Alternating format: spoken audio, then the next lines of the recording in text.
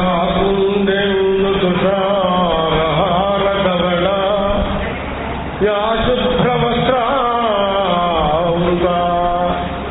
ಯಾ ವೀಣಾವರದಂಡ ಮಂಡಿತಕರ ಯಾ ಶ್ವೇತ ಪದ್ಮಾಸನ ಯಾ ಬ್ರಹ್ಮಾಚ್ಯುತ ಶಂಕರ ಪ್ರಭೃತಿಭಿರ್ದೇವೈ ಸದಾ పూజితా సా మాం పాతు సరస్వతి భగవతి నిశేష జాడ్యాపహ వామాంకస్థిత జానకీ పరిసత్కోదండ దండంకరే చక్రం చోటకరేణ బాహుయుగళే శంఖం శరం దక్షిణే విభ్రాణం జలజాత పత్రనయనం భద్రాద్రిమూర్తిస్థితం యయోరాది విభూషితం రఘువతం సౌమిత్రయుక్తం భజే సౌమిత్రియుక్తం భజే పూజంతం రామరామేతి పూజంతం రామరామేతి మధురం మధురాక్షరం ఆరుహ్య కవితా శాఖాం వందే వాల్మీకి కోకిలం లక్ష్మీనాద సమారంభాం నాదయామునమధ్యమాం అస్మదాచార్య పర్యంతాం వందే గురు పరంపరాం. సభాయ నమః. అయ్యా, మన శ్రీ శ్రీ శ్రీ భారతీ తీర్థ స్వామి మహాస్వామి వారి మరి సన్యాస దీక్ష స్వర్ణోత్సవ సందర్భంగా మన గాయత్రి భవన్లో ఆనంద రామాయణం ఏర్పాటు చేయడం జరిగింది. ఆ ప్రవచన పరంపరలో భాగంగా ఇవాళ నేను మనోహర కాండ. అయ్యా స్వామి, అయ్యా నమస్కారం అండి. నమస్కారం నమస్కారం. నేను మనోహర కాండ నేను చెప్పబోతున్నాను. మరి తెలుసుకున్నాం అందులో. అయితే ఆనంద రామాయణం అని పేరు పెట్టడానికి కారణం. ఎన్నో రామాయణాలు, రాష్ట్ర రామాయణం, రకరకాల రామాయణాలు ఉన్నాయి. ఆనంద రామాయణ వంటంలో ఉన్న కారణం ఏంటంటే శ్రీరాముడిని సచ్చిదానంద స్వరూపుడిగా వర్ణించి మనకు తెలియజేయడమే ఈ ఆనందరాముడి విశేషం. రాముడు పరబ్రహ్మ స్వరూపుడుగా అతని ఉపాసన మార్గం ఏంటి, ఇందులో మంత్రశాస్త్రం ఉంది, ఆగమ శాస్త్రం ఉంది, యోగ శాస్త్రం ఉంది, తంత్రశాస్త్రం ఉంది. ఇవన్నీ కూడా ఈ ఆనంద రామాయణంలో ఉన్నాయి. ఈనాడు ఆనంద రామాయణంలో మొట్టమొదట సంక్షిప్త రామాయణం చెప్పబడింది. వాల్మీకి రచించిన సంక్షిప్త రామాయణం ఉంటే తపస్వాధ్యాయ నిరతమై ఆ సంక్షిప్త రామాయణం చెప్పబడింది. దాన్ని ఆధారంగా చేసుకొని మనం రామాయణ విశేషాలు ఈనాడు తెలుసుకుంటాం. ఇక్కడ విష్ణుదాసు, రామదాసు అని ఇద్దరు. రామదాసు ఏమో గురువు, విష్ణుదాసుడు శిష్యుడు. విష్ణుదాసుడు అడుగుతున్నాడు, అయ్యా గురువయ్యా, నాకెన్నో తత్వోపదేశాలు చేశారు. అయితే మిమ్మల్ని ఒకటి అడగదలుచుకున్నాను. వాల్మీకి మహామునీంద్రులకు నారదుడు ఉపదేశం చేసినటువంటి సంక్షిప్త రామాయణాన్ని నాకు తెలియపరచండి అన్నారు. అప్పుడు వాల్మీకి ఇప్పుడు ఆనంద రామాయణంలో అదే సంక్షిప్త రామం వితో ఇందులో రాయబడడం జరిగింది. మనం ఏం చేద్దామంటే ఇప్పుడు ఈ సంక్షిప్త రామాయణాన్ని ఆధారంగా చేసుకొని వాల్మీకి రామాయణం విశేషాలను మనం తెలుసుకుందాం. అయితే అప్పుడు రామదాసు విష్ణుదాసు చెప్తున్నాడు, మొట్టమొదట ఆంజనేయ ప్రార్థన చేశాడు. ఏమని? గోష్పదీకృత వారాసు మశకీకృత రాక్షసం రామాయణ మహామాల రత్నం వందే అయుధాత్మయం. ఆంజనేయ స్వామిట రామాయణం మహామాలలో రత్నం లాంటివాడు. సముద్రాన్ని గోష్పదం అంతా కూడా చేసేటటువంటి సులభంగా దాచుకుంటున్నవాడు. రాక్షసుల్ని దోమల్లా అటువంటి ఆంజనేయ స్వామికి నమస్కారం. ఇంకేమంటున్నాను, ఉల్లంఘ్య సింధో సలిలం సలీలం యశోక మంజుం జనకాత్మజాయా ఆదాయతే నైవ సదా లంకాం నమామితం ప్రాంజలిరాంజనేయం. ఆంజనేయుడు ఎటువంటి వాడంటే లీలగా అవలీలగా సముద్రాన్ని దాటి లంకను ప్రవేశించాడు. ఆయన లంకను తగలబెట్టడానికి నిప్పు ఎక్కడ తెచ్చాడు? ఆ నిప్పు ఎక్కడో కాదు, సీతమ్మ యొక్క శోకాగ్నే నిప్పు. లంకను తగలబెట్టడానికి మామూలు అగ్ని సరిపోదండి. ఆ సీతమ్మ యొక్క శోకాగ్నే నిప్పుగా తీసుకుని లంకను తగలబెట్టినటువంటి ఆంజనేయ స్వామి వారికి నమస్కారం. ఇక రాముని ప్రార్థిస్తూ ఒక శ్లోకం ఉంది. రామాయ రామభద్రాయ రామచంద్రాయ వేదతే రఘునాథాయ నాథాయ సీతాయా పతయే నమః. ఇవన్నీ రాముడికి విశేషణాలే. ఇన్ని తీర్లు ఎందుకు కలవాలి? రామాయ అంటే సరిపోదా? రామభద్ర ఎందుకు కలాలి అంటే ఇందులో ఈ శ్లోకంలో విశేషం ఉందండి. రామాయ ప్రజలందరూ రామ అంటున్నారు. రామభద్రాయ తండ్రి దశరథ మహారాజు రామభద్ర అని పిలుస్తున్నాడు. రామచంద్రాయ తల్లి కౌసల్యాదేవి రామచంద్ర అని పిలుస్తున్నదట. వేదతే వేదతే అంటే వేదములు సంచరించేవాడా. ఇది ఎవరంటున్నారు? బ్రహ్మవేత్తలు. వేద జ్ఞానం తెలిసిన వాళ్ళు ఏమంటున్నారు? వేదతే అంటున్నారు. తల్లేమో రామచంద్ర అంటుంది, దశరథుడేమో రామభద్ర అంటున్నారు, ప్రజలేమో రామ అంటున్నారు. ఇక రఘునాథాయ రఘునాథాయ ఎవరు పిలుస్తారు? రఘువంశం చెందిన రాజులందరూ కూడా రఘునాథ అని పిలుస్తున్నారు. నాథాయ సీతాయ పతే నమః. నాథ అని ఎవరు అంటున్నారు? సీత. నాథ అంటే భర్తగా అటువంటి సీతాపతికి నమస్కారం అని ఇక్కడ నమస్కారం. ఇక నారదుల వారు చెప్పినటువంటి సంక్షిప్త రామాయణంలో అడుగు పెడతాం. మన ప్రణాళిక ఏంటంటే సంక్షిప్త రామాయణంలో చాలా ఘట్టాలు చెప్పలేదు, ఒక్క పదాలు చెప్పారు, ఒక్కటే పదం. అవన్నీ మనం వివరించుకుంటూ విశేషాలు తెలుసుకుంటూ పోరాం. అది మన యొక్క ప్రణాళిక. ఎట్టంటే తపస్వాచ్ మఠం నారదు చెప్తున్నాడు. ఇక్కడ వాల్మీకి నారద వారు యొక్క ఘట్టాన్ని వర్ణిస్తూ ఇక్కడ ఒక శ్లోకం ఉంది. తపస్వాధ్యాయ నిరతం తపస్వి భాగ్యవరం నారదం పరిప్రచ్చ వాల్మీకి మునిపుంగవం. ఇద్దరు తపస్సు తపోధనులు, తపస్సు అధ్యాయం ఎప్పుడు వేద అధ్యయనం చేసి అధ్యాపన చేసేవాడు. ఇంకా అటువంటి ఇద్దరు అటువంటి వాళ్ళే. అటువంటి నారదుని మన వాల్మీకి పరిప్రత్యక్ష అన్నాడు. అంటే ప్రశ్న వేశాడు. అంటే పరిప్రత్యక్ష అంటే ఒక ప్రత్యక్ష అంటే ప్రశ్న వేయటం, పరిప్రత్యక్ష అంటే వినయపూర్వకంగా తెలుసుకోవాలనే ఆసక్తితో, అది పరిప్రత్యక్ష అంటారు. ఎదుటివాడిని పరిశీలించాలని ప్రశ్న వేయటం కాదు, తెలుసుకోవాలని ఆసక్తితో వినయంగా అతని అడిగాడు వాల్మీకి. అప్పుడు ఆ నారదుడు వాల్మీకి అంటాడు ఇంకా ఏమంటే, కోన్యస్మిన్ సాంప్రతం లోకే గుణవాన్ సత్యవీయవాన్ ధర్మజ్ఞశ్చ కృతజ్ఞశ్చ సత్యవాక్యో దృఢం వ్రతః చారిత్రేణ కోయుక్త సర్వభూతేషు కోహిత విద్వాన్ కః సమర్థశ్చ కశ్చైక ప్రదర్శనః ఆత్మవాన్ కో ఇతక్రోధో యుతమాన్ కః అనసూయకః కశ్చ విభజతే దేవాచ్య యాత రోషశ్చ సంయుగే. ఇది 3 శ్లోకాలు.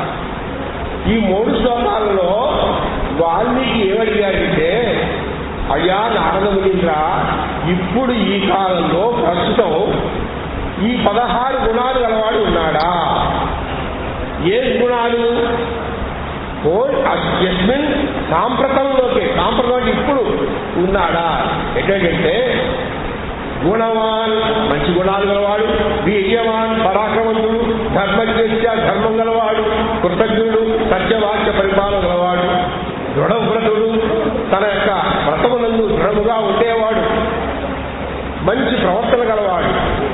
సర్వభూతములందు మంచిని హితాన్ని కోరుకునేవాడు, విద్వాంసుడు, శాస్త్రములను దిట్ట, మంచి సమర్థుడు, కార్యదురంధరుడు, ప్రత్యేక ప్రియదర్శన, అందరి చేత కూడా సంతోషంగా చూడబడేవాడు, అంటే అందరూ అతని చూసి సంతోషిస్తారు.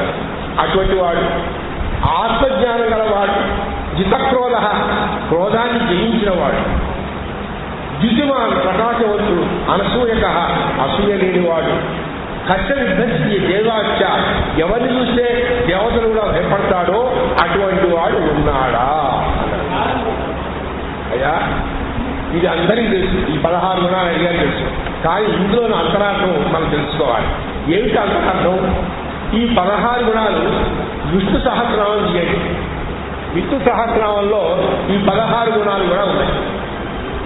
అంటే నారాయణుడు నారాయణుడు నరుడై పుట్టాడా, నారాయణుడు అవతరించాడా, ఎక్కడ అవతరించాడని ఒక విధంగా ఇండైరెక్ట్ గా అడిగినట్టు.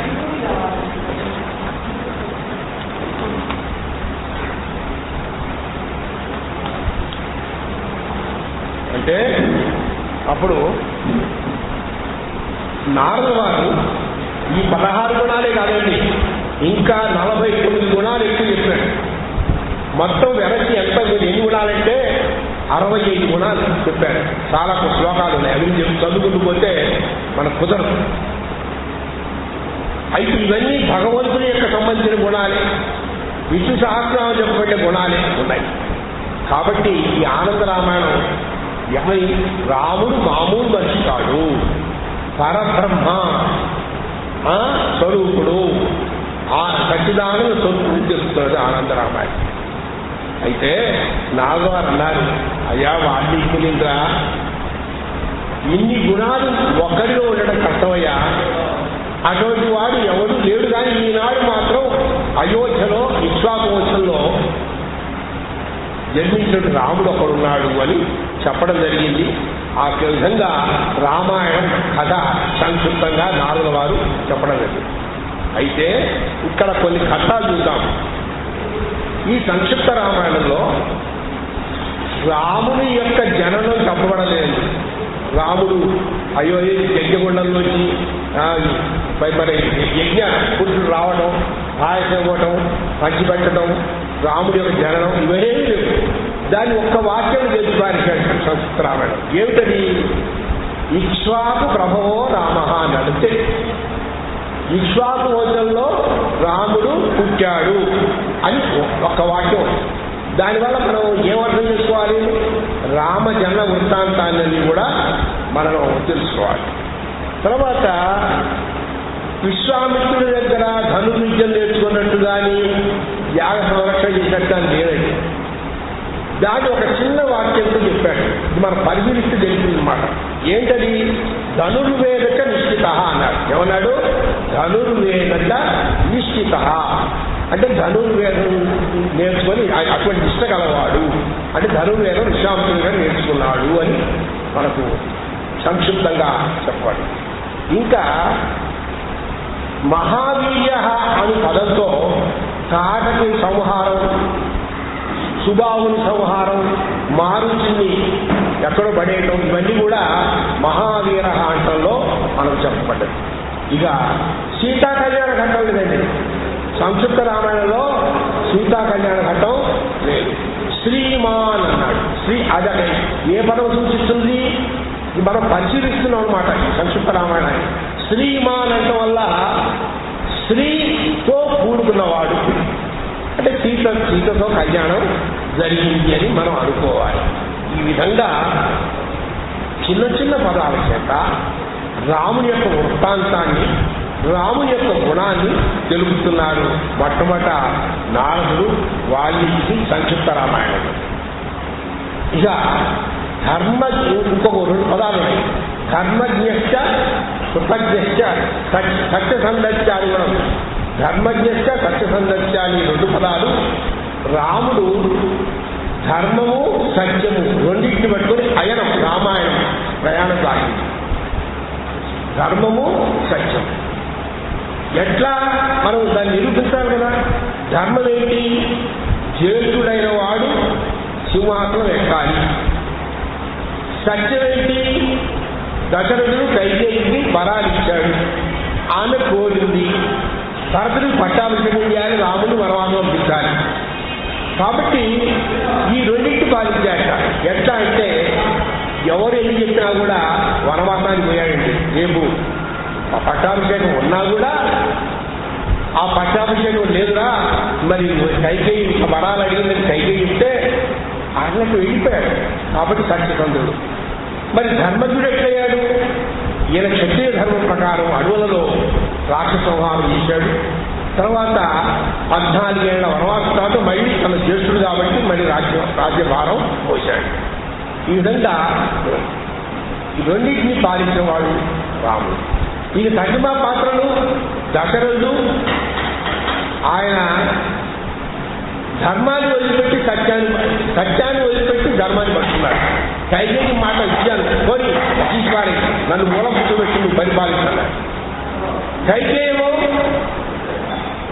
ధర్మాన్ని వదిలిపెట్టి సత్యాన్ని పడుతుంది. అంటే జ్యేష్ఠుడైన వాడు రాముడు రాజు కావాలి కదా, ఒప్పుకోలే. నాకు మాట ఇచ్చాడు, ఆ మాట చెల్లించాల్సిందే. భరతుడు కూడా అంటే తల్లి వాక్యం. ఈ విధంగా సత్యధర్మములను పాటించిన వాడు రాముడు ఒక్కడే అని మనకు తెలుస్తుంది. సరే, ఇది ఇక ఇంకొక మాట ఈ సంక్షిప్త రామాయణంలో ఒక చోట కనబడుతుంది. ప్రజానాంచ హితేరత అన్నారు. ప్రజానాంచ హితేరత, ప్రజలకు ఎప్పుడు కూడా హితాన్ని కోరుకునేవాడు. ఈ యొక్క వాక్యం నిజంగా రాముడి జీవితంలో నిజంగా సార్థకమైంది.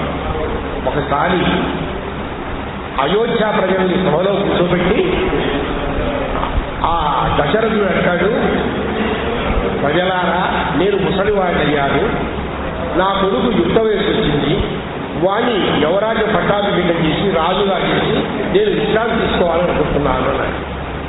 అంటే అప్పుడు ప్రజలందరూ ఆనందం పట్ల గంతులు వేశాక వాళ్ళ ఆనందాన్ని చూసేవరికి పాపం దశరథుడు చిన్నపోయాక, ఏమిటి ఎంత ఆనందపడుతున్నారేంటి, నా పరిపాలన బాగలేదా, ఈ ముసలోడు ఎప్పుడు పోతాడని చూస్తున్నారా, ఇంత ఆనందం ఏంటి అని అసూయతో అడిగాక. అంటే స్వామి రాజా, మీరు అట్లా బాధపడవాకండి, రాముడిలో గొప్ప గుణాలు ఎవరికో లేవు. ఏంటంటే వ్యసనేషు మనుష్యాణం వృషం భవతి దుఃఖిత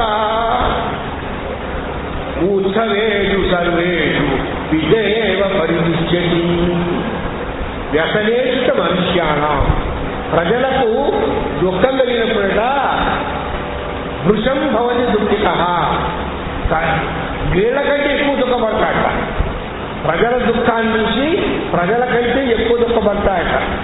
తల్లిలాగా, తల్లి ఎటువంటిదంటే చిన్నప్పుడు పిల్లగాడికి ఎప్పుడో ఏదో జరిగిందని సత్యాలు కూడా వాడు బాగున్నా కూడా అప్పటి తగ్గుకొని ఏడుస్తుంది.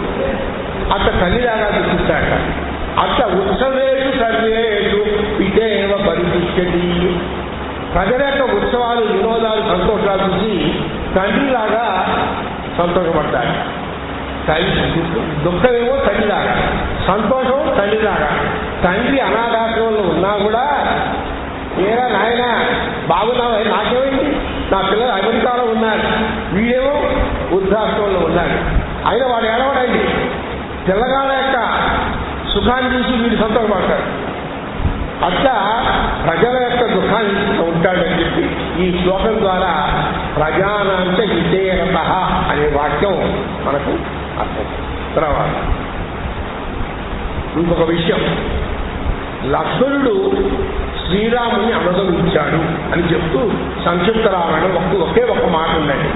ఏమిటంటే తం వ్రజంతం ప్రియో భ్రాత లక్ష్మణోను జగామ సుమిత్రానంద వర్ధన అని. అంటే ఆ లక్ష్మణుడు తన యొక్క ప్రియమైన అన్నగారిని అనుజగామ అంటే అడవులకు వెంట వెళ్ళాడు. ఇక సుమిత్రానందవర్ధన, సుమిత్రకు ఆనందం చేకూర్చాడు. ఎవరు అడవులకు పోతుంటే అమ్మకు ఆనందం ఉంటుందా, కానీ ఆనందం ఉండాలి అని ఈ రెండు వాక్యాలు చెప్పాడు. ఇక్కడ మనం గ్రహించాల్సి చాలా ఉంది అమ్మా, ఇక్కడ గ్రహించాల్సి చాలా ఉందమ్మా. ఏంటంటే రాముడితో లక్ష్మణుడు వెళ్లాల్సిన పని లేదు. కానీ లక్ష్మణుడు వెళ్తానన్నాడు. ఎందుకంటే తన యొక్క అవతారమే ఆయన కోసం. ఆదిశేషు అవతారం ఎప్పుడు కూడా ఆయనకు సేవ చేయాలి, ఇది ఆయనకు తెలుసు. అయితే వస్తానంటే మరి సుమిత్ర దగ్గరికి వెళ్ళాడు. అమ్మా నేను వెళ్ళొస్తా అన్నాడు. ఆమె నిజంగా యోగీశ్వరరాలు. నాయన వెళ్ళు, రామం దశరథం విద్ధి మాం విద్ధి జనకాత్మజాం అయోధ్యాం అటవీం విద్ధి గచ్చ తాత యథాసుఖం. ఎవరి తల్లి బిడ్డను అడిగి పంపిస్తూ నాయన స్పంగా పోయినా అంటుందా? పంపించే పట్టణానిక, 5 స్టార్ హోటల్కా, పిక్నిక్గా? నాయన అడిగి పో సుఖంగా అన్నది ఎవరు? సుమిత్ర. ఇంకా పైగా ఉన్నది రామం దశరథం విధి. అమ్మా కొద్దిగా జాగ్రత్త వినండి, ఈ శ్లోకాల్లో అంతరార్థం కూడా చెప్తున్నాను. పై అర్థం అందరికీ తెలుసు, అంతరార్థం చెప్పబోతున్నాను. కొంచెం వింటే కానీ, శ్రద్ధగా వింటే కానీ మనకు అవసరం కాదు, లేకపోతే ఏంటో అయోమయం. రామం దశరథం విధి, పై యొక్క అర్థం ఏంటంటే రాముణ్ణి దశరథుడిగా అంటే తండ్రిలాగా భావించు. మాం విద్ధి జనకాత్మజాం, సీతను మాం నన్నుగా భావించు, తల్లిలాగా భావించు. అయోధ్య అటవీ విద్ధి, అయోధ్యను అడవిని అయోధ్యగా భావించు. గచ్చ తాత రాష్ట్రం, ఇది అర్థమైంది. ఇందులో అంతరార్థం చెప్తున్నా వినండి. దశ అంటే పక్షి, రథ అంటే వాహనం. దశరథ అంటే పక్షి వాహనం గలవాడు ఎవరు? పక్షి వాహనం గలవాడు ఎవరు? గరత్తుని వాహనం గలవాడు ఎవరు? నారాయణుడు. రామం దశరథం విద్ధి అంటే రాముని నారాయణుడిగా, నారాయణ స్వరూపుడిగా ఎంచుకో. మా విద్ధి జనకాత్మజాం, జనకాత్మజాం జనకరాజు కూర్చున్న సీతమ్మను మాం అంటే లక్ష్మీదేవి. మాం అంటే పై అర్థం ఏంటి? నన్ను. ఇక్కడ మా అంటే ఏంటి? లక్ష్మీదేవి. మాం విద్ధి జనకాత్మజాం, సీతమ్మను లక్ష్మీదేవిగా భావించు, రాముణ్ణి నారాయణుడిగా భావించు. అయోధ్య అటవీం విద్ధి, అడవిని అయోధ్యగా భావించు. అయోధ్య అంటే యోధ్య, అయోధ్య. యోధ్య అంటే ఓడించవచ్చు, ఓడింపబడేది. అయోధ్య అంటే ఓడింపరాని. వికుంఠము, కుంఠము అంటే మొక్కబోయేది, ఓడిపోయేది. వికుంఠము అంటే ఓడిపోవాలి. అయోధ్య వైకుంఠం, అడవి ఏమనుకో వైకుంఠంగా అనుకో. అంటే నాయన లక్ష్మణ వీళ్ళు సామాన్యులు కాదురా, సాక్షాత్తు లక్ష్మీనారాయణుడు. కాబట్టి వాళ్ళు ఎక్కడుంటే అది అక్కడ వైకుంఠమే, అడవిని వైకుంఠంగా భావించు అని ఇక్కడ సుమిత్ర అంతరార్థంగా, నర్మగర్భంగా తన కొడుక్కి ఉపదేశించి, ఆ విధంగా ఈ విషయమంతా చెప్పలేదు సంక్షిప్త రామాయణం, ఒక మాట తర్వాత. ఇక సీత అక్కడక్కడ ఘట్టాల్సి, నేను కథ చెప్తానులే, రామాయణ కథ అందరికీ తెలుసు. నేను కొన్ని ఘట్టాలు మాత్రమే సంక్షిప్త రామాయణంలో వేరుకొని కొన్ని శ్లోకాలు మాత్రం తీసుకొని చెప్పబోతున్నా. ఏంటంటే వనవాసానికి సీతమ్మ నేను కూడా వస్తాను, రాముడు ఒప్పుకోలే, చాలా ఘోరంగా ఉంటుంది, నువ్వు రాక్షసులు ఉంటారు, అడవి ముళ్ళు కంపలు ఉంటాయి, నువ్వు సుఖమారివి, నువ్వు రాలేవు, వద్దు అని ఎంతో చెప్పాడు. అయినా వినలేదండి, కట్టుబట్టి ఎంత చెప్పినా రాముడు వినలే. కోపం వచ్చి ఒక్క మాట, ఏ పురుషుడు కూడా, ఏ మగవాడు కూడా భరించలేని మాట ఒకటి అన్నదండి రాముడిని. ఎవరు తెలుసా? నువ్వు మా నాయన మోసపోయాడు నిన్ను చూసి, నువ్వు పురుష రూపంలో ఉన్న స్త్రీ, నీ భార్య నువ్వు రక్షించుకోలేవా? నువ్వు పురుష రూపంలో స్త్రీని నా అల్లుడుగా చేస్తున్నానని మా నాన్నగారు బాధపడుతున్నాడు అన్నది. నిజంగా ఏ మగవాడు కూడా భరించలేడు. నువ్వు పురుషంలో స్త్రీ అంటే ఒప్పుకుంటాడా? ఇంత మాట్లాడలేండి పాపం సీతమ్మని ఆ రాములను పట్టుకొని. భగవంతుని అపచారం చేసి, భగవంతుని యొక్క అపచారం చేసి అయినా ఓర్చుకున్నాడు భగవంతుడు. కానీ భావకోచారం ఒప్పుకోలేడు. తనకు అపచారం చేసిన ఓర్చుకుంటాడేమో కానీ భగవంతుడు తన భక్తుడికి అపచారం చేసి ఓర్చుకోడు. అదేంటో ముందు చెప్తాను, ఇప్పుడు చెప్పండి. ఎట్ట జరిగింది చెప్తాను. ఎట్టంటే ఒక మాట రామాయణంలో కిం త్వా మన్యతం వైదేహ పీత పితా మే మిథిలాధిప రామ జామాతరం ప్రాప్య స్త్రియం పురుష విగ్రహం. చూసారా, స్త్రియం పురుష విగ్రహం. అమ్మా, నిన్ను పొంది మా నాన్నగారు స్త్రీ రూపంలో పురుష రూపంలో ఉన్న స్త్రీని నా అల్లుడిగా చేస్తున్నానే అని బాధపడతాడు అని అంటంతో అప్పుడు కొంచెం దిగి వచ్చాడు. ఇంత మాట లేదు అంటూ ఇంకొక మాట అన్నదండు. ఏంటంటే యజిత్వం ప్రతితో దుర్గం వనమధ్యైవ రాఘవ అగ్రతస్థే గమిష్యామి మృద్ధంతి భుజకంటకాన్. నువ్వు నన్ను నరక అడవికి తీసుకుపోయినట్టయితే నీకంటే ముందు నడిచి నన్ను నువ్వు రక్షకలే, నీకంటే నువ్వు ముందు నడిచి నీకు అడ్డం కావచ్చేసి కుశ కంటకాన్ గర్భలను రెడ్డులను కంటకాన్ ముళ్లను కూడా తీసి చక్కగా చేసి నీ యొక్క మార్గం సుగమం చేస్తాను అన్నది. చూసుకోండి, ఇందులో పండితులు వ్యాఖ్యానం చేశారండి. సీతమ్మ వారు మహాశక్తి స్వరూపుడి. ఆమె ముందు నడిస్తేనే రావడం నడవాలి వెనక. ఆ గుండె ఏది లంకకు పోయి కంటకుడైన రావణాసుడు యొక్క భరతం పట్టడానికి ముందే అక్కడ తిష్ట వేసింది. ఎప్పుడైతే సీతమ్మ వారు లంకలో తిష్ట వేసిందో రావణాసుడి పాపం పండింది, వారి ఆయువు కూడింది. ఆ విధంగా రాముడికి రావణాసుడు వరకు సులభం చేయడానికి ఆ ముందే ప్లాన్ చేసింది. కాబట్టి ఈ శ్లోకంలో ఉన్న అంతరార్థం ఏంటంటే సీతమ్మ ఆదిశక్తి స్వరూపిణి, రాముడి కంటే ముందు నడిచి రాముడి చేయాల్సిన ధర్మరక్షణ, రామావతారం యొక్క లక్ష్యం ఏంటని నెరవేర్చడానికి తాను మార్గాలు వేస్తుందని ఈ శ్లోకం. ఈ విధంగా కొన్ని అంతరార్థాలు చూసుకున్నామంటే తర్వాత ఇక లక్ష్మణుడి దగ్గరికి పోతాం. భరద్వాజ మహాముని నాయన చిత్రకూటం బాగుంటుంది, మీ ఆశ్రమం బాగుంది. వీళ్ళు అడిగారులే ఎక్కడుంటే బాగుంటుంది అని అడిగారు. ఇక్కడ చిత్రకూటం ఉంది, చిత్రకూటంలో ఆశ్రమం నిర్మించుకొని హాయిగా ఉండేటంటే అక్కడికి వెళ్ళిన తర్వాత లక్ష్మణుడు అంటాడు, రాముడు అన్నాడు, లక్ష్మణ తమ్ముడా మంచి చోటు చూసి నువ్వే ఒక పర్ణశాల నిర్మిస్తున్నా అంటే నేను చూడటం ఏంటి, పరమాత్మ నేను నీవాడిని, నువ్వు ఏం చెప్తే అదే బుద్ధి ఉంది. నేను నీ సలహానికి బలాన్ని చూడడానికి కట్టేవాడిని కాదు. నువ్వు ఎక్కడ చెప్తే అక్కడ ఇద్దరు కలిసి ఎక్కారు, మంచి చోటు దొరికింది, ఇక్కడ ఆశ్రమ నిర్మాణం చేయమన్నాడు. అప్పుడు లక్ష్మణ స్వామి చక్కగా బ్రహ్మాండంగా దక్కాయండి ఆ ఆశ్రమం. అదే ఆ శ్లోకం సంస్కృత రామాయణంలో ఉంది. అది చదివి దానిలో విశేషం చెప్తారు.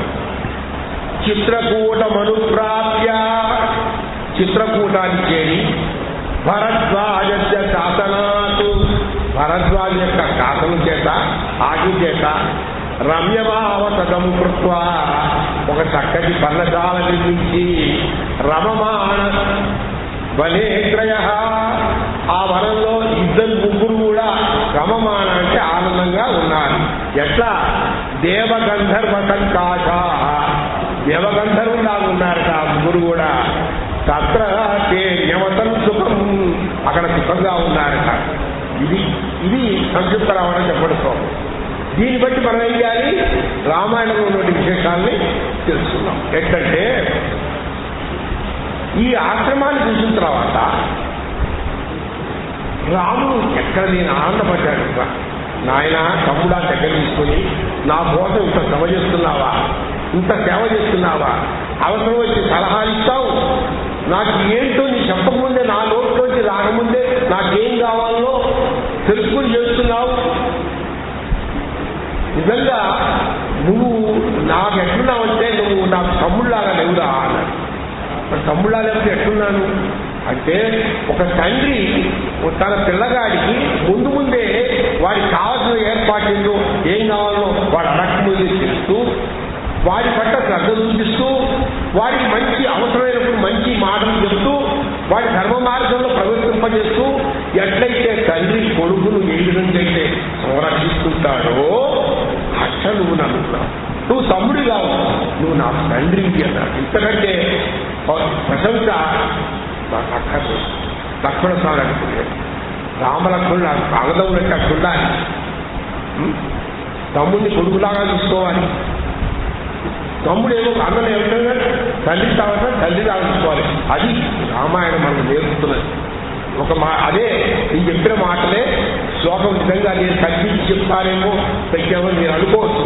కాబట్టి రామాయణ శ్లోకం ఉటంకిస్తా కాబట్టి భావజ్ఞేన కృతజ్ఞేన ధర్మజ్ఞేన చ లక్ష్మణ భావజ్ఞేన కృతజ్ఞేన ధర్మజ్ఞేన చ లక్ష్మణ స్వయా పుత్రేణ ధర్మాత్మ నౌ సంవృత్త పితామమ. భావజ్ఞేన నా భావాన్ని గ్రహించడంలోనూ, కృతజ్ఞేన నాకు కావలసిన చేయటంలోనూ, మరి ఈ విధంగా ధర్మజ్ఞేన అవసరానికి మంచి మాట చెప్పడంలోనూ లక్ష్మణ నువ్వు నాకు తండ్రితో సమానం. ఇది ఈ సందర్భం సంక్షిప్త రామాయణం బట్టి మనం విశేషం తీసుకోండి. ఇకపోతే ధర్మరక్షణలో తన సర్వస్వాన్నే త్యజిస్తానన్నాడు ఎవరు? రామచంద్రుడు. ఇది తెలపడం కోసం ఒక చిన్న వాక్యం సంస్కృత రామాయణం ఇది చెప్పండి. పూర్తిగా చెప్పండి. సంస్కృత రామాయణం ఏమన్నాడు? దృఢవ్రత అన్నాడు. మీరు సంస్కృత రామాయణం చదవండి, అందులో ఉంటుంది. దృఢవ్రత అంటే తన వ్రతమునందు దృఢంగా ఉండేవాడు. ఆ ఘట్టం నిరూపించాలి. మనం రామాయణం ద్వారా నిరూపిద్దాం. ఎట్లంటే సీతారామ లక్ష్మణులు అడవిలో ప్రవేశించారు, వెళుతున్నారు. మార్గ మధ్యంలో మరి ఇక చూడండి సంక్షిప్త రామాయణ వాక్యం ప్రవిశ్యతు మహారణ్యం. మహారణ్యంలో ప్రవేశించి రామో రాజీవలోచన ఆ పద్మాక్షుడని ఉంటే ఆ రాముడు విరాగం రాక్షసం అత్వా విరాజుడనే రాక్షసుడిని చంపి శరభంగ శరభుడిని చూడటానికి వెళ్ళాడు అని సంస్కృత రామాయణంలో. ఇక్కడ మనం ఈ ఘట్టంలో మనం వెతకవలసిన ఏంటంటే సీతారాముడితో అన్నది ఎప్పుడు విరాజుల దగ్గర ఇప్పుడే ఎందుకు వచ్చిన ఈ రాక్షస వద వాళ్ళు మన దగ్గరకు వచ్చేవన్నా మనకు ఏమన్నా అపకారం చేశారా? మనం 14 ఏళ్ళు ఎంతో అట్లా ఈ అరణ్యవాసం గడుపుకొని వనవాసం గడుపుకొని హాయిగా అయోధ్యం పోయి పరిపాలించవచ్చు కదా. ఎందుకు వచ్చిన కష్టాలు దేనికో తెచ్చుకుంటావేంటి అని సీతమ్మ సామాన్యంగా భార్యను భర్తను ఇప్పుడు సలహాలు ఇస్తారు. ఎందుకు వచ్చిన దేనికోని గాలిపోయే కంప అన్నట్టు అంతే రాముడు అన్నాడు. ఆయన కోపం ఎంత మాట అన్నావు? నేను చేసిన పిచ్చి పని. అప్యహం జీవితం జయ్యాం త్వాం వాచీతే సలక్షణ నాకు ప్రతిజ్ఞాం సంసృత్య బ్రాహ్మణేభ్యో విశేషతః. సీత బ్రాహ్మణులు మునులు వచ్చి వాళ్ళ జీపు చూపించారు. వాళ్ళ జీపులను కందిపోయి ఉన్నాయి. హింసలు పెట్టారు రాక్షసులు. నాయన రామాను రక్షించోయా, రామ అనుకోకుండా వచ్చావు అని వస్తే అప్పుడు నేను శత్రువుని కాకుండా పాలకుని. ఈ అడవి కూడా మన రాజ్యంలోనే. ఇక్కడ ధర్మాన్ని స్థాపించవచ్చు. ప్రజల క్షేమాన్ని కూడా బాధ్యత మనకుంది.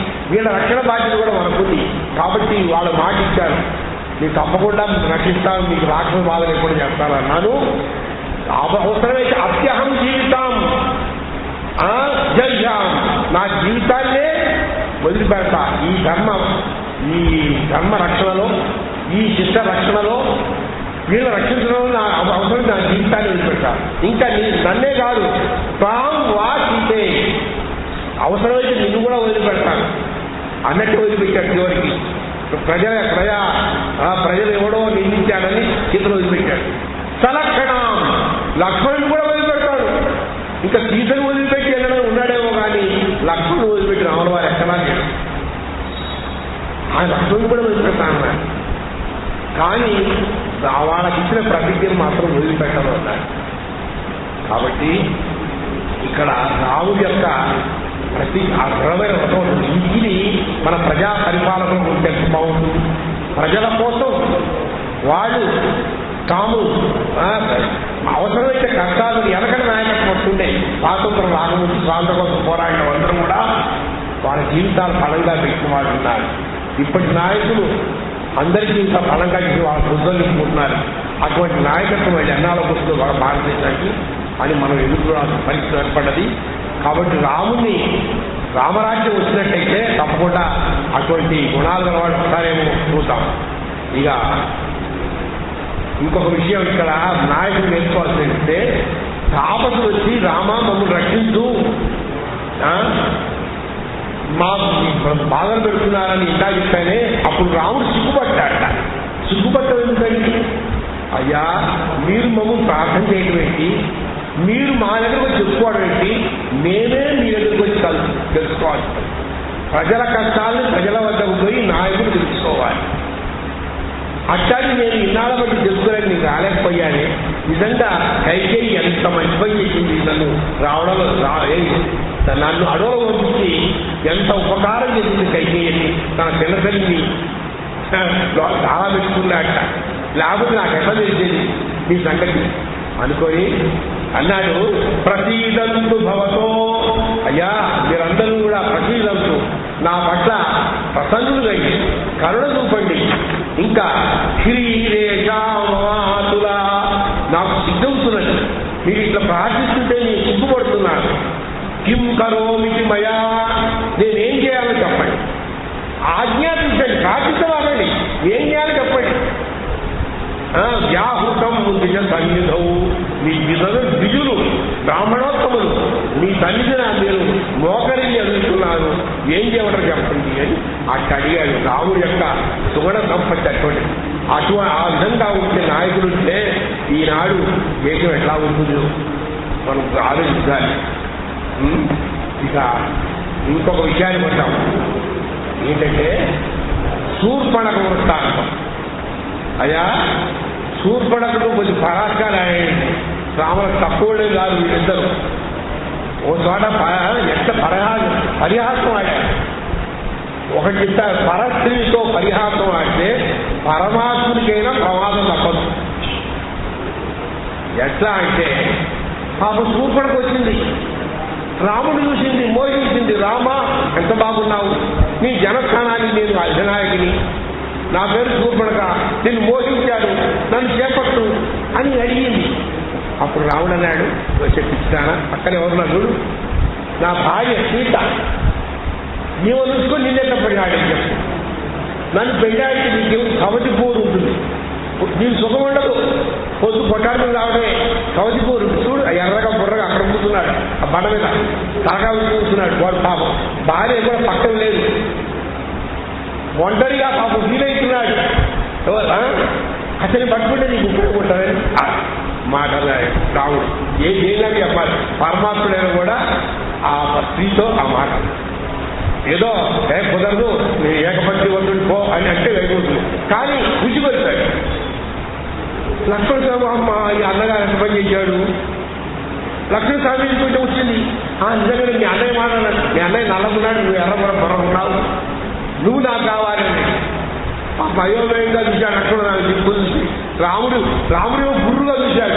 నువ్వు ఇష్టం పని చేశావా, దీన్ని నామే ఉంచుకొలుగుతావా అని గురువుగా చూసి వీడు తక్కువ తిన్నాడా, వచ్చే తిరుగుతారా, నన్ను చేపట్టుకుంటే నీకేం లాభం, ఉన్న భార్యనే వదులుకోనిచ్చాను, దాన్నే సుఖపట్టలేదు, నిన్నే సుఖపట్టని చెప్తాను. సరే నన్ను చేసుకున్నావు అనుకో, నేను వీళ్ళకు సేవలు చేస్తున్నాను, నువ్వు నన్ను చేసుకుంటే నువ్వు కూడా నాతో పాటు వాళ్లకు సేవలు చేయాలి. ఇది బాగుందా? అదే మా అన్నయ్య చేసుకుంటే నా సేవలు నువ్వు కూడా పొందొచ్చు, వాళ్ళతో పాటు నా సేవలు కూడా పొందొచ్చు అని తెలుగుకొచ్చాయండి. ఎవరు వెంటనే పాపం పిచ్చిది శూర్పణఖ మళ్ళీ రాముడు ఎత్తింది. రామా నిజంగా లక్ష్మణ స్వామి నాకొద్దు, నువ్వే కావాలి అన్నాడు. అంటే అక్కడ సీతమ్మ చూసింది, నిజంగా ఏమ చేయబట్టే కదా నేను ఈ రాముడు చేసుకోనటువంటి, నేను చేసుకోనంటలే, అక్కడ సీట్ ఉంది కదా ఎట్లా చేసుకునే అంటున్నాడు కదా, దీన్ని మింగి పారేట అనుకుని మింగటానికి వస్తే అప్పుడు రాముడు తగినేయడం, లక్ష్మణుడు ముక్కు చెవులు వేయడం జరిగింది. ఇట్లా పరస్త్రీతో పరాజం ఆడినందుకు ఈ అవమానం వల్ల ఆ రావణ ఎవరు తన తమ్ముళ్లకు ఇద్దరున్నారుగా, వాళ్ళకి 14,000 మంది చేసుకొని వచ్చారు. వాళ్ళకు రావణాలను చెప్పడం, రాముడు సీతాపహరణం చేయటం ఇట్లా జరిగింది. కాబట్టి అమ్మా పరస్త్రీలతో బలాత్మం అవ్వటం వల్ల అది సీతాపహరణానికి దారి తీసి రాముడు సీత ఎడబాటు అయ్యారు. కాబట్టి పరస్త్రీతో పరహాసం పనికి రాదు అని రామాయణం చెప్తుంది. ఇది ఈ వాక్యాన్ని సంక్షిప్త రావడంలో ఒక శ్లోకం ఉంది. తేన తత్రయ్య వసత జనస్థాన నివాసిని.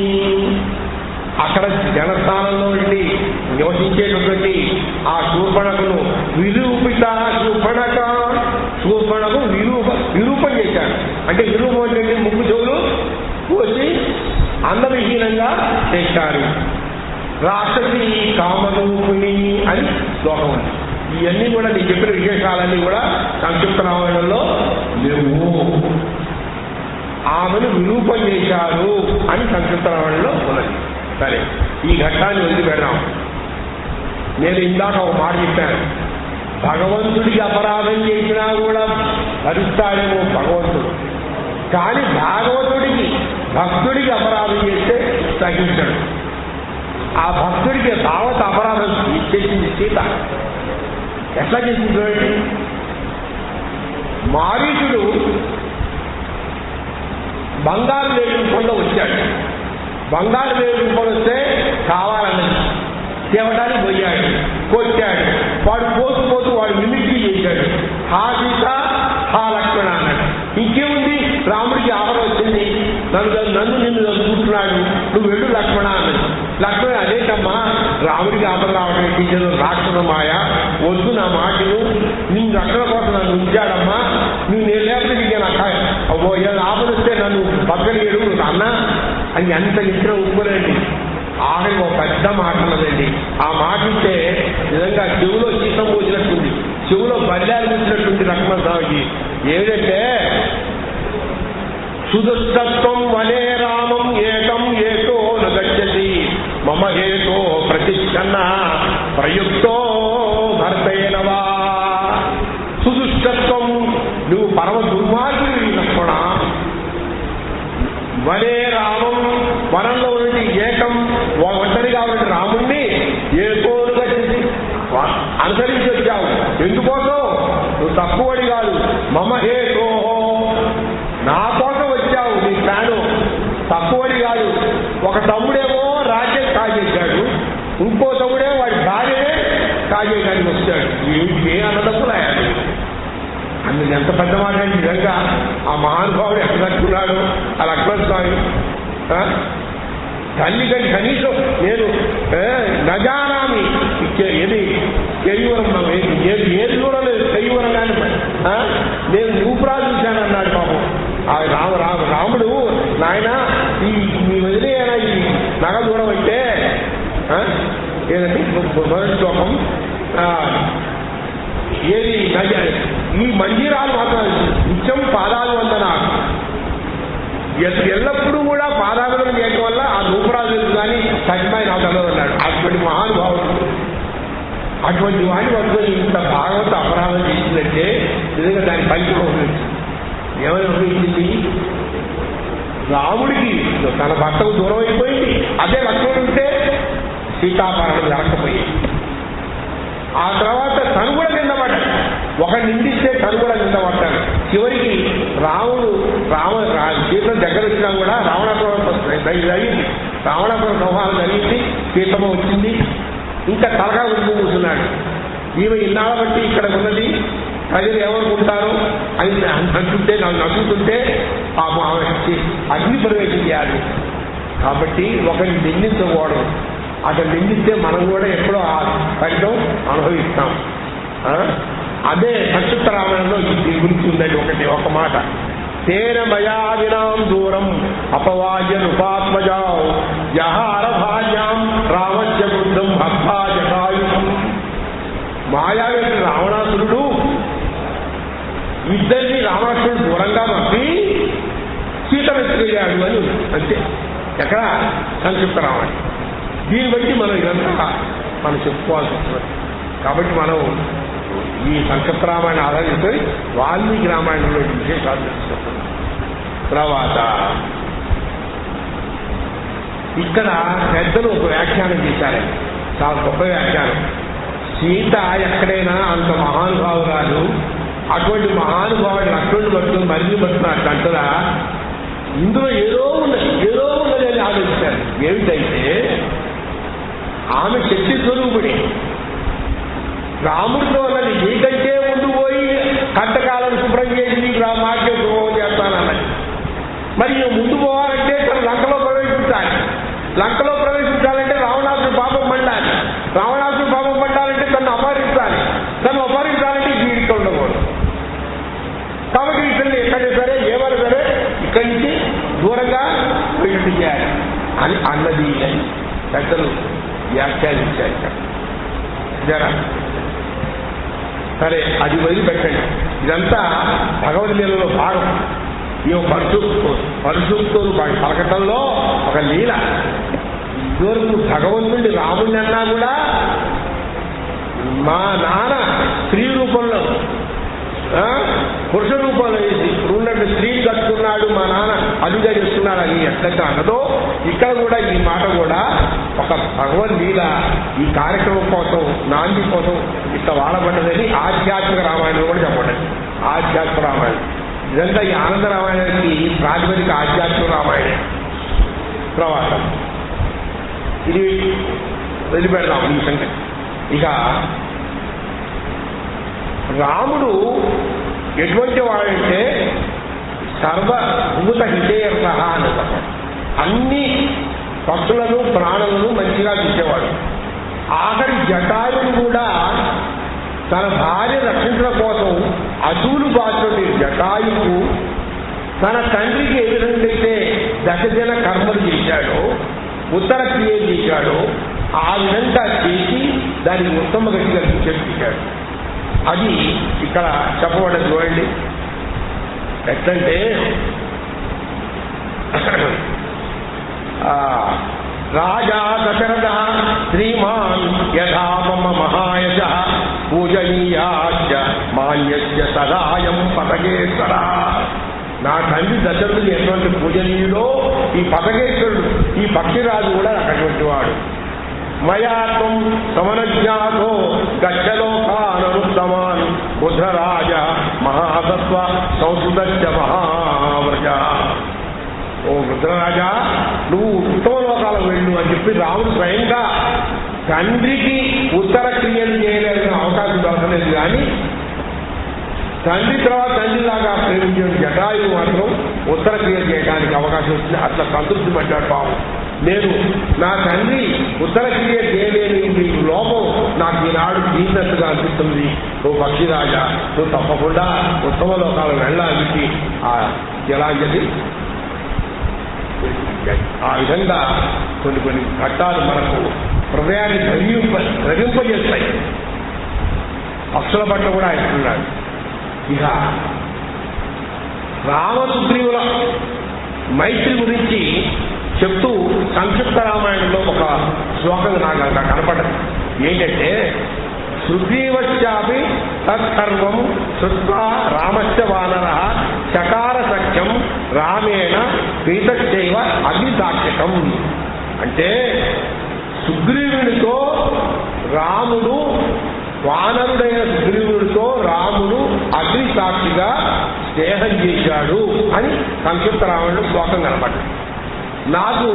నాకే కాదు ఎంతో మందికి కొన్ని సందేహాలు వచ్చాయి. ఏంటంటే రాముడు సుగ్రీవుడితో సత్యం చేయడం ఏంటి?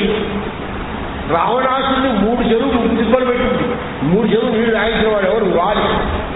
వాళ్ళని పట్టుకుంటే ఎంత తొందరగా చేసే పని, అవునా కదా? మన పని కావాలంటే పవర్ఫుల్ వాడిని పట్టుకోవాలి. ఎవరు అటెండర్ పట్టుకుంటే ఏమైంది, కలెక్టర్ పట్టుకుంటే అయిపోతుందిగా.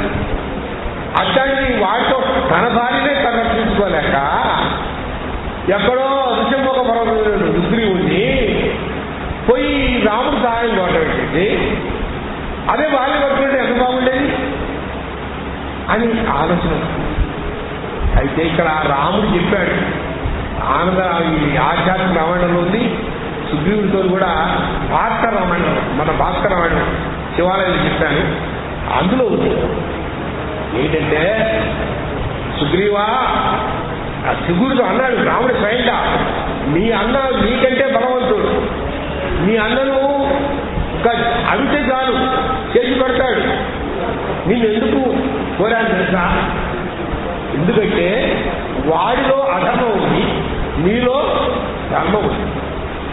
నువ్వు ఎంత చెప్పినా వాడు వెళ్ళలేదు. నువ్వు అయ్యా నేను నిజంగా చనిపోయావని చెప్పి నేను రాజు అడ్డం పెట్టాను, నాకు ఈ పట్టాభిషేకం చేసుకోవాలని లేదు అని చెప్పినా కూడా ఒప్పుకోవాలి. ఎలాగొచ్చాడు, పైగా నీ కూతురు లాంటి మరదల్ని దగ్గర తీశాడు. కాబట్టి నేను నా యొక్క పని కోసం అధర్మం చోటికి నేను ఆశ్రయించాను.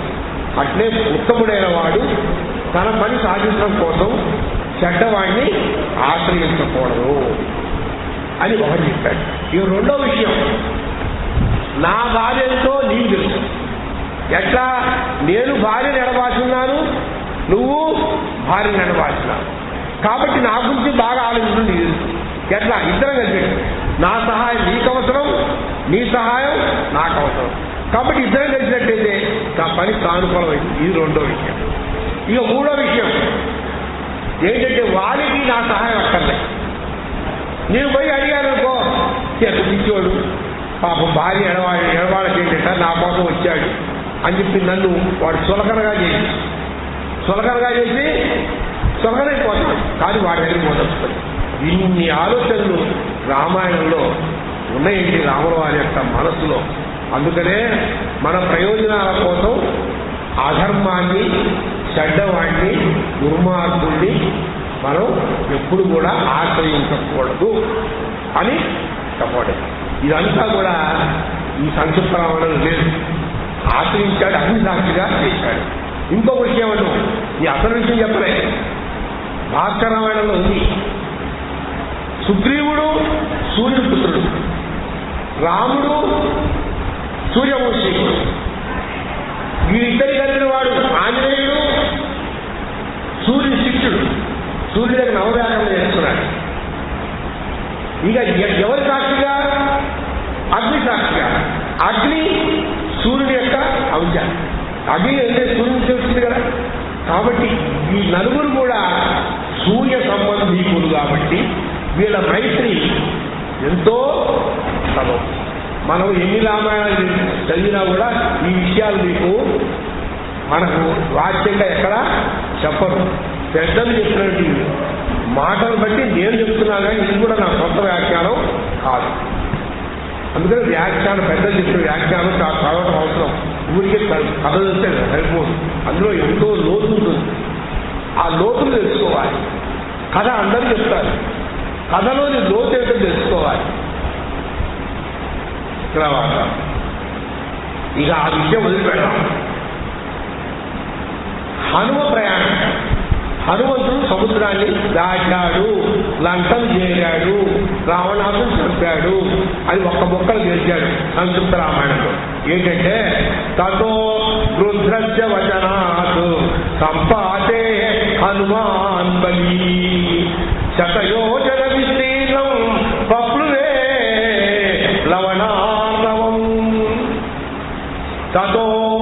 తతః తర్వాత రుద్రస్య వచనాత్ సంపాతే, సంపాతి అనే ఒక గద్ద యొక్క వచనాలను బట్టి హనుమాన్ బలి బలవంతుడైన హనుమంతుడు శతయోజన విస్తీర్ణం బప్లువే 100 యోజనాల వెడల్పు గల విస్తీర్ణమైన సముద్రాన్ని పప్పులువే దాటాడు. లంకానవం, లంక ఇంతే. ఇక్కడ మనం గ్రహించాల్సిన చాలా విషయాలు ఉన్నాయి. ఏంటంటే, అంత తొందరగా దాటలేకపోయాడు. ఆయనకి ఏం అడ్డంకులు రాలేదా? అడ్డంకులు వచ్చాయి. ఎటువంటి అడ్డంకులు? అనుకూలమైన అడ్డంకులు, అననుకూలమైన ప్రతికూలమైన అడ్డంకులు కూడా వచ్చాయి. అనుకూలమైన అడ్డంకి ఏంటంటే మైనాకు ఆఫ్ చేశాడు. ఓ హనుమంతుడా, రా రా రా రా ఎన్నాళ్ళకు వచ్చావు, మీ నాన్న మాకు బాగా తెలుసు, మీ నాన్న మాకు ఎంతో సహాయం చేశాడు, రా కొద్దిగా మాకు కూతురు విశ్రాంతి తీసుకో, నీ పళ్ళు పొలాలు ఆరగించని చెప్పి అడ్డగించి నిలబడ్డాడు మైనాకు. పోయేవాడు మీద దూరపోతుంటే ఆగబట్టి ముందు కూర్చోబెట్టి ఆ పని చెడిపోదా? ఇప్పుడు మనం రైలు టైం అయింది కూర్చోబెట్టి పలారం పెట్టారనుకోండి, నువ్వు తిట్టవలేవా తప్పకుండా తినాలంటే వాటి పోమాట తింటే రైలు కాకపోదు. ఇది అనుకూలమైనటువంటి మొత్తం బలంతా చెడిపోతుంది ఆ ఎలా ఒక ఇడ్లీ కోసం. కాబట్టి రాముడు దాన్ని ఏం చేశాడు? నొచ్చుకోకుండా చాలా గౌరవంగా శుచిమెత్తగా గౌరవంగా తిరస్కరించాడు. భుజం తట్టి, నాయన మైనాక నీ స్వాగతానికి సంతోషం, ఇగో నువ్వు నాకు స్వాగతం ఇచ్చినట్లే, నాకు ఆతిథ్యం ఇచ్చినట్లే గ్రహించు అని చెప్పి జబ్బ మీద ఒక తగ్గు వచ్చి వెళ్ళిపోయాడు. అంత మనం కూడా ఎవరైనా మనం రాబోతే వాళ్ళు నొప్పించకూడదు, మనసు నొప్పించకుండా అయ్యా పర్వాలేదు చాలు, ఆ మాట చాలు, ఇంకా ఎక్కర్లే అని చెప్తున్నాడు. ఇక ప్రతికూలమైన అడ్డంకి ఏంటి? ప్రతికూలమైనంటే ఆ స్వరత ఏం చేసిన దేవతలు నియోగించారు. ఈ ఆంజనేయ స్వామి మనందరం కూడా శ్రీరాముని కార్యం కోసం మరి ప్రయోగిస్తున్నాము, అసలు చేసుకొస్తారా లేదా, ఇదే బుద్ధి ఉందా, యశో బుద్ధి బలం వీర్యం అంటారే, బుద్ధి ఉందా తెలుసుకో అని స్వరతను పంపిస్తే స్వరత నోరు తెచ్చింది. నిన్ను మిగమన్నారు దేవతలు దా అన్నాడు. ఇంత వెళ్ళిపోయాడు, ఒకళ్ళొకళ్ళు తెలుసుకున్నారు. తీరా బాగా వెళ్ళిన కాదు నోవలాగా దూజాడు, బయటకు వచ్చాడు. స్వరత దేవత చెప్పిన పని చేశాను, నీ నోట దూరాన్ని బయటకు వచ్చాను అని చాకచక్యంగా దాన్ని వదిలిస్తున్నాడు. ఇక మూడోది శివిక అనేది అది సామాజికం, సంపాదన వచ్చింది, ఛాయాగ్రాహి దాన్ని ఏం చేయడు, చంపించాడు. అట్లే మనకు కూడా అడ్డంకులు సాత్వికమైన అడ్డంకి, రాజసమైన అడ్డంకి, సామత్రికమైన అడ్డంకులు వస్తాయి. సాత్వికమైన అడ్డంకి ఏంటంటే అయ్యా రెండు కూర్చోండి కూర్చోండి మంచి ముద్దు పడతారు కాస్త బతువారు సాత్వికం. రాజసం ఏంటంటే నీ సంగతి ఏంటో తెలుసుకోవాలి, నీకు ముద్దా లేదా పరీక్ష పడతానంటూ రాజసం. సామత్రికం ఏంటి? వీడు చంపాలి, కొరకాలి, తినాలి. అయితే సాత్వికమైన అడ్డంకిని ఎక్కడ ఇచ్చాడు? గౌరవంగా తిరస్కరించాడు. అంత మనం తిరగం. రాజకీయమైన దాన్ని బుద్ధితో చాకచక్యంతో జయించాలి. సామర్థ్యాన్ని వాడిని తపస్సు, వాడిని కనడే మందు. కాబట్టి ఇట్లా మన జీవితంలో కూడా రాజసిక, తామసిక, సాత్విక అడ్డంకులు వచ్చినప్పుడు ఎప్పుడు దేన్ని ఎట్లా తప్పించుకోవాలో ఆంజనేయుడు తన ప్రయాణంలో చూపించేటువంటి విషయాలు ఈ వాక్యం ద్వారా మనకు తెలియజేస్తున్నారు పెద్దలు. ఇక అది వెళ్ళండి. ఇక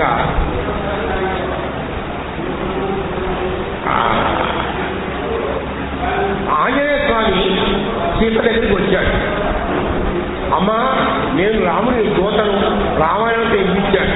అయ్యా ఎవరు మాట్లాడుతున్నారు? అయ్యా స్వామి అయితే అమ్మా ఎవరు మాట్లాడదండి కాస్త దయచేసి పెద్దలు. అయితే ఇక్కడ సీతకు ఆ రాముని ఉంగరం ఇచ్చాడు. ఎవరు? హనుమంతుడు. ఇచ్చిన తర్వాత ఆశ్చర్యపడింది, చాలా సంతోషపడ్డది. తన శిరోపూజను కూడా ఇచ్చింది. ఇచ్చి ఒక ప్రార్థన చేసిందండి. నిజంగా ఆ ప్రార్థన మనం కూడా ఇప్పుడు చేస్తున్నాం. ఏంటంటే ఏది అది ఈ సంక్షిప్తవాడు ఏ విధంగా చెప్పారంటే నివేదయిత్వా అభిజ్ఞానం ప్రవృత్తించ నివేద్యత సమాశ్వాసిత వైదేహం మధ్యయామాస తోరణం అని ఒక వాక్యం ఉంది. అంటే వైదేహి ఆ అభిజ్ఞానం గుర్తించి ఆయన తప్పకుండా నేను రక్షిస్తానని ఓదార్చి అశోకవనాన్ని పాడు చేశాడు అని సంక్షిప్త రావణం. దీన్ని అప్పుడు మన రామాయణం తీసుకున్నట్టయితే ఒక రామాయణంలో సీత ప్రార్థన జనండి తప్పనిసరిగా సమస్మిన్ కార్యయోగే ప్రమాణం హరిరత్వమా హనుమనత్వమాయ దుఃఖక్షయకరో భవా. ఓ హనుమంతుడు నువ్వు సమస్య మీ రోజు కూడా మీ రామాలయంలో మీరు రోజు హనుమాన్ చాలీస, లక్ష్మీ అష్టోత్తరం, విష్ణు సహస్రం, రామరామాయణ చేసుకుంటాం మా రామాలయంలో. అప్పుడు కూడా ఈ ప్రార్థన మేము చదువుతామండి తప్పనిసరిగా. ఏంటంటే సమస్యన్ కార్యనిర్యోగే, కార్యము నిర్వహించడంలో ప్రమాణం హరిసత్తమా, నువ్వు ప్రమాణము మాకు, నీకంటే ప్రమాణభూతుడు వేరే వాడు లేడు. హనుమన్, ఓ హనుమంత యత్నమాస్తాయ, బాగా ప్రయత్నం చేసి దుఃఖ క్షయపరోమ, నా దుఃఖాన్ని పోగొట్టు అన్నది ఎవరు? సీతమ్మ. అది ఈ ప్రార్థనా శ్లోకం మనకు కూడా పనికొస్తుంది. మన కష్టాలు వచ్చినప్పుడు ఈ శ్లోకం మీకు రామాయణంలో ఉంటుంది, వెతకండి. ఈ తప్పనిసరిగా సీతమ్మ వారి ఘట్టంలో ఉంటుంది. ఇది మీరు రోజు కనీసం ఒక్కసారి రిపీట్ చేస్తే మీ కష్టాలు ఆంజనేయ స్వామి భావిస్తాడు. వెళ్ళప్రాలు చెప్తున్నారు. సమస్మిన్ కార్యనిర్యోగే ప్రమాణం హరిసత్తమా హనుమనత్వమాస్తాయ దుఃఖక్షయో కరో భవ, నా దుఃఖాన్ని పోగొట్టాను. ఈ విధంగా తర్వాత రామరావణ యుద్ధం గురించి చెప్తూ సంక్షిప్త రామాయణంలో ఒక శ్లోకం వచ్చిందని, తేన గత్వా పురీం హత్వా రావణ మహవే రామ సీతామనుప్రాప్య పరాం ప్రీడా ఉపాగమాతు. ఏం లేదు, తేన గత్వా పురి అంటే రాముడు లంకాపురి చేరి హత్వా రావణం ఆవహే, రావణుడిని యుద్ధభూమిలో పంపి రాము సీతను గ్రహించాడు అని సంక్షిప్త రామాయణంలో ఉన్నది. అయితే ఇక్కడ రామరావణ యుద్ధం గురించి వాల్మీకి గొప్పగా చెప్పాడు. రావణ యుద్ధం ఎట్లా ఉంది అని వర్ణించడానికి పదాలు దొరకలే. వాల్మీకి ఏమన్నాడు? గగనం గగనాకారం సాగర సాగరోపమ రామ రావణయో యుద్ధం రామ రావణయోరివా. ఆకాశం ఎలా ఉందని చెప్తే ఏం చూసుకొని చెప్పమని చెప్తాం. ఆకాశం ఆకాశంలాగా ఉంది. సముద్రం ఎలా ఉంది? సముద్రంలాగా ఉంది. రామరావణ యుద్ధం ఎలా ఉంది? రామరావణ యుద్ధం ఎలా ఉంది. ఇది అనన్వయ అలంకారం. ఏమంటారు? అనన్వయ అలంకారం. కాబట్టి ఇక్కడ ఒక కప్ప బావిలో ఉండి ఒక గద్దను అడిగిందట, చూడు నా బావి ఎక్కడ అవుతుందో అంటే, పిస్తానా నేను సముద్రం దగ్గర పోయి చూపిస్తాను అంటే, నీ మొహం ఇంతకంటే గొప్ప ఉంటుందా, ఎట్లుంటుంది ఎంత ఉంటుందో చెప్పాను. ఏం చెప్తుంది? అంటే ఇది కూడా అంతే. కాబట్టి అసలు విషయాన్ని కొట్టాం. రాముడు రావణాసుని చంపి విభీషణుడు పట్టం కట్టాడు. అవునా? ఎందుకు కట్టాడు అంటే ఇక్కడ పెద్దలు చెప్పారు. దీని ఉద్దేశం ఏంటంటే, రావణుడు రాజసగుణం ఏమిటి? చాలా జాగ్రత్తగా. రావణుడు రాజసగుణం, కుంభకర్ణుడేమో తామసగుణం, విభీషణుడు సాత్విక గుణం. 3 గుణాలు 3 ప్రతీకలు. రావణుడు రాజసం, కుంభకర్ణుడు తామసికం, విభీషణుడు సాత్వికం. ఈ మూడింటికి రాయసాన్ని మరియు తామసాన్ని కలిపి రాముడు ఎవరి పట్టం కట్టాడు? సాత్విక గుణానికి. అదేవిధంగా మనలో కూడా 3 గుణాలు, రావణ కుంభకర్ణ విభీషణుడు 3 ఉన్నారు. మనము సాత్విక గుణానికి పట్టం కట్టాలి మన హృదయ పీఠంలో. అప్పుడు ఆ పీఠం మీద పరమాత్మ వచ్చి ఉంటాడు. సాత్విక గుణానికి పట్టం కట్టాలి. అయితే ఇక్కడ పెద్దలు మన జీవితాన్ని రామాయణంగా వర్ణించాలి. ఇది చాలా జాగ్రత్తగా వినండి. ఈ విషయాలు చెప్తున్నాను. ఒక 2 నిమిషాలు అయిపోతాయి. ఏంటంటే, మనం ఈ శరీరం ఒక లంక. జాగ్రత్తగా దీన్ని వివరించడానికి టైం లేదు. శరీరమే ఒక లంక, మనస్సు రావణాసురుడండి. మనసు ఎటువంటి వాళ్ళు పరిపరి ఇలా చేస్తున్నాయి. మరి పైతలాలు ఏంటంటే 10 ఇంద్రియాలు, బాహ్యేంద్రియాలు, అంతరేంద్రియాలు 10 తలలు. అహంకారమేమో ఇంద్రజిత్తు, తర్వాత మనలోని సృష్ట ఉండే కుంభకర్ణుడు, సకలేంద్రియ వ్యాపారాలు రాక్షస స్త్రీలు, సీతామాత రామజ్ఞానంలో జీవుడు పరమాత్మ కోసం చేసే జ్ఞానం, నిరంతర జ్ఞానం. మన్ని భగవంతుడు చేసే గురువు ఎవరంటే హనుమంతుడు.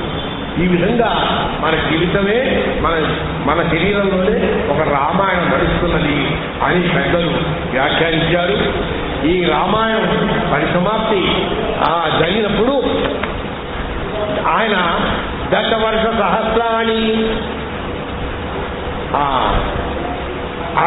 ఇది కూడా నంది గ్రామే జటాం హిత్వా భ్రాతృభి సహితోనగా రామ సీతామనుప్రాప్య రాజ్యం పునరాకుమాన్. అయ్యా ముగిస్తున్నాను, అందరు పెద్దలు వచ్చారు. నంది గ్రామం చేరాడు. రాముడు నంది గ్రామాన్ని చేరేది జటలు విడిచేసి ఆ సీతను తీసుకొని రాజ్యాన్ని పొందాడు అని సంస్కృతరావడం. ఇంకా ఏముంది? ప్రహుష్టో ముదితో లోక తుష్టపుష్ట సుధాత్మిక నిరామయో అరోగస్య దుర్భిక్ష భయవర్జిత. ఆ రామరాజ్యంలో అందరూ కూడా సంతోషంగా ఉన్నారట, పుష్టులుగా ఉన్నారట, ధార్మికులుగా ఉన్నారట, ఎటువంటి రోగాలు కానీ కరువులు కానీ లేవట, దుర్భిక్షం లేట. అట్లా ఉంది రామరాజ్యం. రాముడు కాస్త కాదండి, దశవర్ష సహస్రాణి దశవర్ష శతానిచ రామో రాజ్య ఉపాసిత్వ బ్రహ్మలోకం ప్రయాసతి. దాదాపు 10,000 సంవత్సరాలు ప్లస్ 1,000 11,000 సంవత్సరాలు రాజ్యపాలన చేసి రాముడు ఈ విధంగా బ్రహ్మలోకాన్ని వచ్చాడు. అయితే ఇక్కడ రామాయణ పరిస్థితి చెప్తూ ఏతత్ ఆఖ్యానం ఆయుష్యం పఠనం రామాయణం నర సపుత్ర పౌత్ర సగుణ ప్రేజ్యే సత్య మహీయతే. ఈ రామాయణ ఆఖ్యానాన్ని విన్నవారికి ఆయుష్ కలుగుతుంది, తర్వాత పుత్రపౌత్ర సౌఖ్యం కలుగుతుంది, మరి చివరికి స్వర్గాన్ని పొందుతాడు, ముక్తిని పొందుతాడు అని కూడా చెప్పబడింది రామాయణంలో. ఈ విధంగా చెప్పుతూను ఇక ఇక్కడ విశేషాలు చెప్తాం. ఎలా ఉందండి టైం చెప్తుంటే లేదే ఉంటావో అని చెప్తాం. ఏంటంటే ఎలా బ్రతక వినండి, ఈ వాక్యాలు చాలా ఇంపార్టెంట్. ఇప్పుడు వచ్చాయి రామాయణం పూర్తిగా ఒక లుక్ వేసి చెప్పే మాటలు. ఎలా బ్రతకాలో చెప్పింది రామాయణం, ఎలా బ్రతకకూడదో చెప్పింది భారతం, ఎందుకు బ్రతకాలో చెప్పింది భాగవతం. ఇందులో అంతరార్థం తెలుసుకోవాలి. ఎలా బ్రతకాలి అంటే నిజంగా రామాయణం అంటే త్యాగాల పుట్ట. రాముడు నిజంగా రాజ్య త్యాగం, తండ్రి మాట కోసం రాజ్య త్యాగం చేయడం ఏంటి, అన్న కోసం లక్ష్మణుడు భార్యను తల్లిని వదిలిపెట్టడం ఏంటి, మరి ఒక సుమిత్ర కైకేయి కన్న కొడుకు కోసం రాముడిని అడిగి పంపిస్తే సుమిత్ర ఆ సవతి కొడుకు కోసం తన కొడుకును అడిగి పంపించిందండి. ఇద్దరు తల్లులే. ఆ తన కొడుకు కోసమేమో రాముడిని అడిగి పంపించింది ఎవరు? కైకేయి. సుమిత్ర సవతి కొడుకు కోసం తన కొడుకును అడిగి పంపించింది. నిజంగా ఇద్దరు తల్లులే. ఆ తల్లుల మధ్య వ్యత్యాసం ఉంటుందో మీరు గ్రహించాలి. అటువంటి త్యాగాల పుట్ట ఈ రామాయణం. నిజంగా ఇటువంటి త్యాగాలు ఉంటాయా అని ప్రపంచ మేధావులు నమ్మటంలే. ఇటువంటి కథ జరిగిందా అని. ఈ విధంగా భరతుడి కోసం శత్రుఘ్నుడి త్యాగం, అన్న కోసం భరతుడి త్యాగం. కైకేయి మంచిగా పల్లెల్లో వడ్డించిన విస్తరించిన ఆయన చంద్ర భారత రాజ్య పట్టాలు చేసుకోవాలంటే నాకు వదుకో అది రాముడు గొప్ప చెప్తే ఆయన చెప్పులు తీసుకొచ్చాడు, పాదుకా పట్టాలు చేసింది ఇతర ప్రజలు. కాబట్టి భరతుడు అన్న కోసం త్యాగం. ఈ విధంగా ఎన్నో లోకోపవాదం కోసం రాముడు పాపం తెలుసు, అయినా కూడా భార్యను సీతను త్యాగం చేశాడు. ఇటువంటి విధంగా త్యాగాల పుట్ట రామాయణం. నిజంగా అటువంటి త్యాగమయ జీవితం కలిగితే ఒకళ్ళ కోసం ఒకళ్ళు త్యాగం చేసుకుని ఉంటే ప్రేమ. ఇప్పుడు ఆ వీటి కొట్టాటలు, భూతగాదాలు, దుర్మార్గాలు, హత్యలు, దోపిడీలు ఇవి ఉండవు కదా. ఎంత హాయిగా ఉంటుంది. ఆ రామాయణం తీసుకొని ఒకళ్ళ కోసం త్యాగం చేసుకుని నేర్చుకోవాలి. త్యాగేనేక అమృతత్వం మానసు అని వేరే చెప్పి, అమృతత్వం ఎప్పుడు జరుగుతుందంటే నీలో త్యాగం ఉన్నప్పుడే. నా ప్రజాయ సంతానం చేత కాదు, ధనం చేత కాదు, సంపద చేత కాదు, త్యాగం చేతని నువ్వు అమృతతుల్యుడు అవుతావని వేదం చెప్పిందండి. కాబట్టి త్యాగం గురించి చెప్తుంది ఈ రామాయణం.